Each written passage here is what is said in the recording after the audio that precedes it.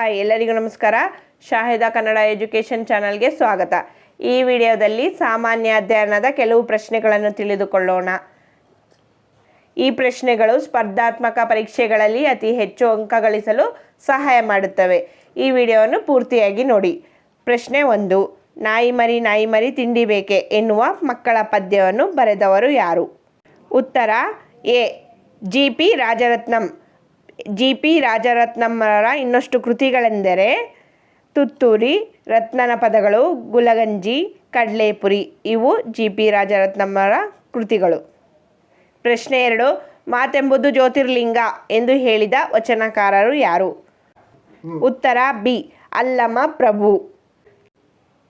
ಸಿದ್ಧರಾಮರ ಅಂಕಿತ ನಾಮ ಯಾವುದು ಎಂದು ಕೇಳಿದರೆ ಅವರ ಅಂಕಿತ ನಾಮ ಕಪಿಲ ಸಿದ್ಧ ಮಲ್ಲಿಕಾರ್ಜುನ. ಹಾಗೆಯೇ ಚನ್ನಬಸವಣ್ಣರವರ ಅಂಕಿತ ನಾಮ ಕೂಡಲ ಚನ್ನಸಂಗಯ್ಯ. 3ನೇ ಪ್ರಶ್ನೆ. ವಿಜ್ಞಾನ ಪ್ರಪಂಚ ವಿಶ್ವಕೋಶದ ಪ್ರಧಾನ ಸಂಪಾದಕರು ಯಾರು? ಉತ್ತರ ಎ. ಶಿವರಾಮ ಕಾರಂತ. ಶಿವರಾಮ ಕಾರಂತರಿಗೆ ಸಂದ ಪ್ರಶಸ್ತಿಗಳೆಂದರೆ ಜ್ಞಾನಪೀಠ ಪ್ರಶಸ್ತಿ, ಪದ್ಮಭೂಷಣ, ಕೇಂದ್ರ ಸಾಹಿತ್ಯ ಅಕಾಡೆಮಿ ಪ್ರಶಸ್ತಿ ಮತ್ತು ಪಂಪ ಪ್ರಶಸ್ತಿಗಳು ದೊರೆತಿವೆ. 4ನೇ ಪ್ರಶ್ನೆ. ಭಾರತಕ್ಕೆ ಯೋಜಿತ ಮಿತವ್ಯಯ 1934ರ ರೂವಾರಿ ಯಾರು? ಉತ್ತರ D. Sir M Visvesvaraya. Sir M ವಿಶ್ವೇಶ್ವರಯ್ಯರವರು 1912ರಲ್ಲಿ ಮೈಸೂರಿನ 19ನೇ ದಿವಾನರಾಗಿ ನೇಮಕವಾಗಿದ್ದರು. ಸರ್ ಎಂ ವಿಶ್ವೇಶ್ವರಯ್ಯನವರಿಗೆ 1955ರಲ್ಲಿ ಭಾರತ ರತ್ನ ಪ್ರಶಸ್ತಿ ದೊರೆಯಿತು. ಭಾರತ ರತ್ನ ಪಡೆದ ಮೊದಲ ಕನ್ನಡಿಗರು ಸರ್ ಎಂ ವಿಶ್ವೇಶ್ವರಯ್ಯ.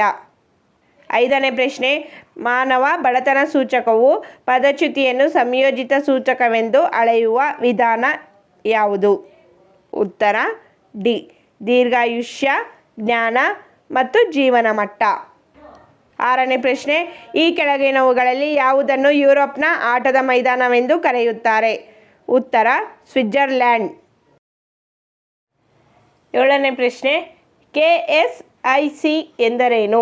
ಉತ್ತರ A. Karnataka silk industries corporation. KSIC ಸ್ಥಾಪನೆಯಾಗಿದ್ದು 1912ರಲ್ಲಿ ನಾಲ್ವಡಿ ಕೃಷ್ಣರಾಜ ಒಡೆಯರ ಆಳ್ವಿಕೆಯಲ್ಲಿ KSIC ಸ್ಥಾಪನೆಯಾಯಿತು. ಇದರ ಕೇಂದ್ರ ಕಚೇರಿ ಬೆಂಗಳೂರಿನಲ್ಲಿದೆ. 8ನೇ ಪ್ರಶ್ನೆ. CV ರಾಮನ್ ರವರಿಗೆ ನೊಬೆಲ್ ಪ್ರಶಸ್ತಿ ದೊರೆಯಲು ಕಾರಣವೇನು? ಉತ್ತರ ಡಿ. ಪರಮಾಣುಗಳಿಂದ ಬೆಳಕಿನ ಚದುರುವಿಕೆ. CV ರಾಮನ್ ರವರಿಗೆ ಅಂತಾರಾಷ್ಟ್ರೀಯ ಲೆನಿನ್ ಶಾಂತಿ ಪ್ರಶಸ್ತಿ ದೊರಕಿದ ವರ್ಷ 1957. CV ರಾಮನ್ ರವರು ಬೆಂಗಳೂರಿನ ಸೆಂಟ್ರಲ್ ಕಾಲೇಜಿನಲ್ಲಿ ಬೆಳಕಿನ ಚದುರುವಿಕೆ ಬಗ್ಗೆ ಸಂಶೋಧನೆ ನಡೆಸಿದರು. ಇದನ್ನು ರಾಮನ್ ಪರಿಣಾಮ ಎಂದು ಕರೆಯಲಾಗುತ್ತದೆ.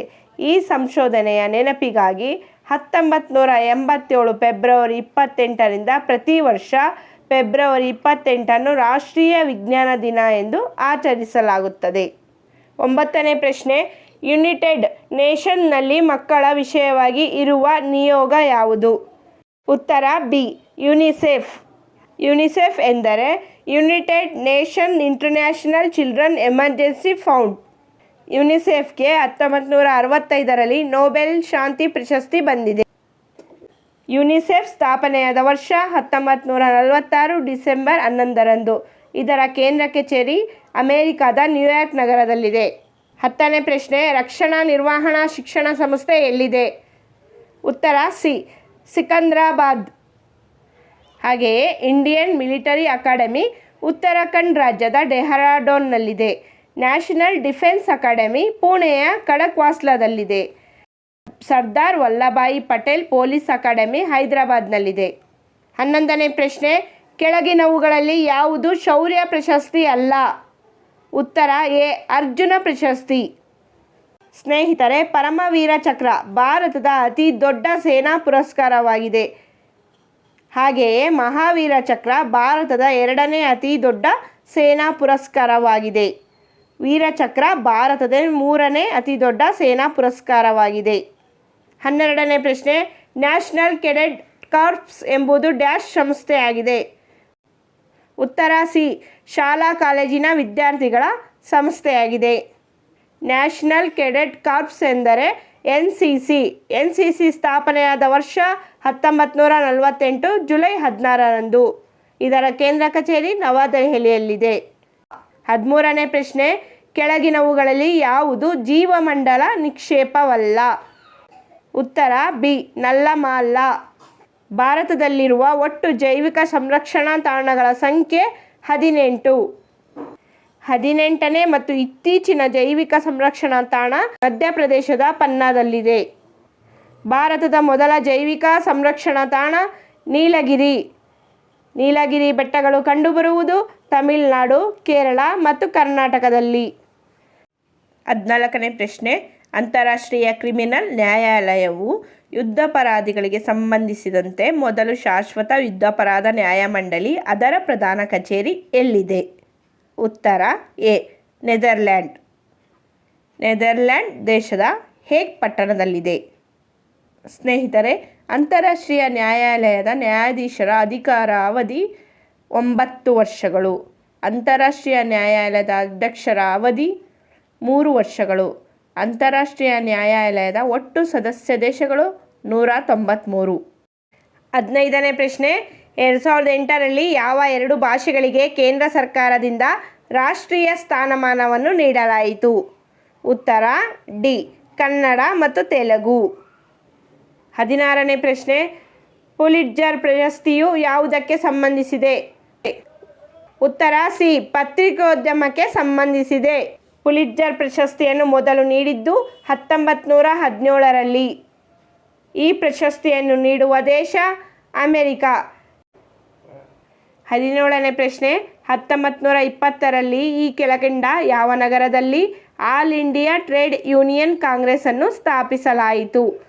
ಉತ್ತರ ಬಿ, ದೆಹಲಿ. AITUCಯ ವಿಸ್ತರಣಾ ರೂಪ all India trade union congress. 18ನೇ ಪ್ರಶ್ನೆ, ಎಸ್ ವಿಕ್ಯಾನ್ ಇದು ಯಾರಿಗೆ ಸೇರಿದ್ದು? ಉತ್ತರ B, Barack Obama. Yes we can Barack ಒಬಾಮರಿಗೆ ಸೇರಿದ್ದು. 19ನೇ ಪ್ರಶ್ನೆ, ಶ್ರೀ ಭೀಮ್ಸೇನ್ ಜೋಶಿಯವರು ಪ್ರಖ್ಯಾತ ಡ್ಯಾಶ್ ಸಂಗೀತಗಾರರು? ಉತ್ತರ ಎ, ಹಿಂದೂಸ್ತಾನಿ. ಪಂಡಿತ್ ಶ್ರೀ ಭೀಮ್ಸೇನ್ ಜೋಶಿಯವರು ಹಿಂದೂಸ್ತಾನಿ ಶಾಸ್ತ್ರೀಯ ಸಂಗೀತಗಾರರು. ಪಂಡಿತ್ ಭೀಮ್ಸೇನ್ ಜೋಶಿಯವರು 1972ರಲ್ಲಿ ಪದ್ಮಶ್ರೀ, 1985ರಲ್ಲಿ ಪದ್ಮಭೂಷಣ, 1999ರಲ್ಲಿ ಪದ್ಮವಿಭೂಷಣ, 2008ರಲ್ಲಿ ಭಾರತ ರತ್ನ ಪ್ರಶಸ್ತಿಗಳು ಇವರಿಗೆ ಬಂದಿವೆ. 20ನೇ ಪ್ರಶ್ನೆ, ಅನಿಮಲ್ ಫಾರ್ಮ್ ಪುಸ್ತಕ ಬರೆದವರು ಯಾರು? ಉತ್ತರ ಸಿ, ಜಾರ್ಜ್ ಆರ್ವೆಲ್. ಸಲ್ಮಾನ್ ರಶ್ದಿರವರ ಪುಸ್ತಕ ಮಿಡ್ನೈಟ್ ಚಿಲ್ಡ್ರನ್ಸ್. ಹಾಗೆಯೇ ತಸ್ಲಿಮಾ ನಸ್ರಿನ್ ರವರು ಬಾಂಗ್ಲಾದೇಶದ ವಿವಾದಿತ ಲೇಖಕಿ. ಇವರ ಕೃತಿ ಲಜ್ಜಾ. 21ನೇ ಪ್ರಶ್ನೆ, ಆಯುರ್ವೇದ ಮೂಲತಃ ಹುಟ್ಟಿಕೊಂಡಿದ್ದು ಯಾವುದರಿಂದ?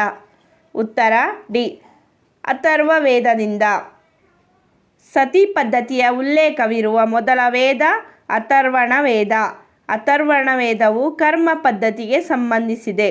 ಅಥರ್ವಣ ವೇದವು ರೋಗ ಉಪಶಮನಗಳನ್ನು ಒಳಗೊಂಡಿದೆ.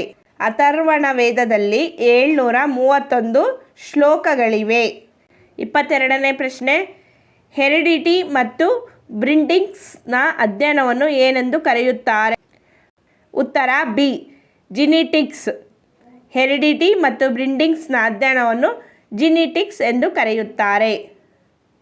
23ನೇ ಪ್ರಶ್ನೆ, ಡೈನೋಸಾರ್ ಎಂಬ ಪದ ಯಾರು ಮೊಟ್ಟ ಮೊದಲ ಸಲ ಬಳಸಿದರು? ಉತ್ತರ ಎ, ರಿಚರ್ಡ್ ಓವೆನ್. ಡೈನೋಸಾರ್ಗಳ ಯುಗವನ್ನು ಮೆಸೊಜೋಯಿಕ್ ಯುಗ ಎಂದು ಕರೆಯುತ್ತಾರೆ. ಡೈನೋಸಾರ್ ಒಂದು ಸರೀಸೃಪ. 24ನೇ ಪ್ರಶ್ನೆ, ಈ ಕೆಳಗಿನ ಯಾವ ಬುಡಕಟ್ಟು ಸಮುದಾಯದವರು ಮೂಲತಃ ಕರ್ನಾಟಕಕ್ಕೆ ಸೇರಿದವರಲ್ಲ? ಉತ್ತರ ಡಿ, ಜಾರವ.